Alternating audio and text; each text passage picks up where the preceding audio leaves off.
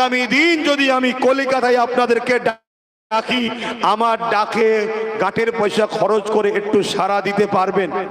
কারা পারবেন হাত তুলে বলুন। ধোকা দিচ্ছেন না তো?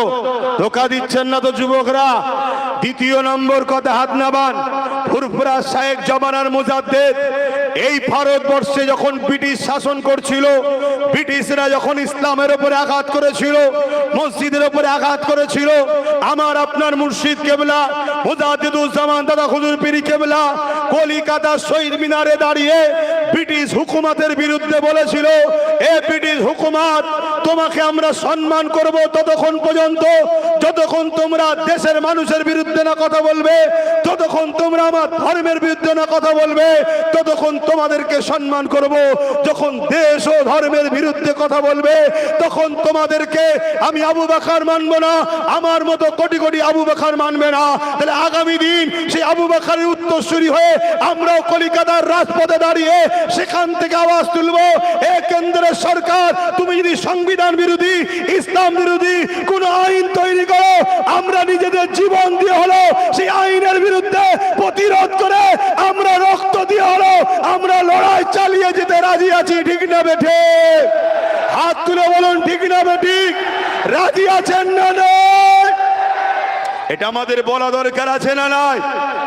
তুমি মাথায় বসে দাদাগিরি দিলে হবে না, সংবিধানের ধারা অনুযায়ী কাজ করতে হবে, ধর্মের উপরে আঘাত দিলে হবে না।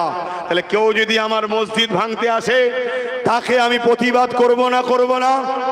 কেউ যদি মাদ্রাসা ভাঙতে আসে, প্রতিবাদ করব না? করব না?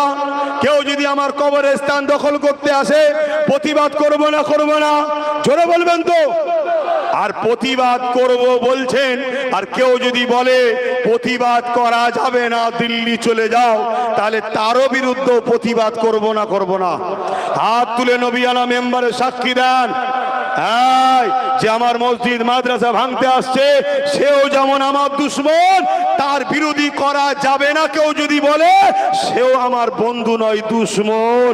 আর দুশ্মনকে ক্ষমতা দিয়ে, জালিমকে ক্ষমতা দিয়ে, ইসলাম বিরোধীকে ক্ষমতা দিয়ে তুমি মনে করছো আমি ইসলামের মধ্যে আছি?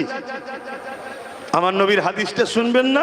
মেশকাত শরীফের হাদিস, যেটা এখন বাজারে খুব চলছে। কি? আব্বাস সিদ্দিকী বলেছে অমুককে সাথ দিলে ঈমান থাকবে না। শুনছেন তো নাকি? শুনেছেন না শোনেননি? তাহলে পুরো কথাটা একটু শোনা দরকার তো নাকি? ওহ, কি হলো, তাবারুক এসে গেছে? তাহলে আর ওয়াজ হবে না, আর ওয়াজ হবে না।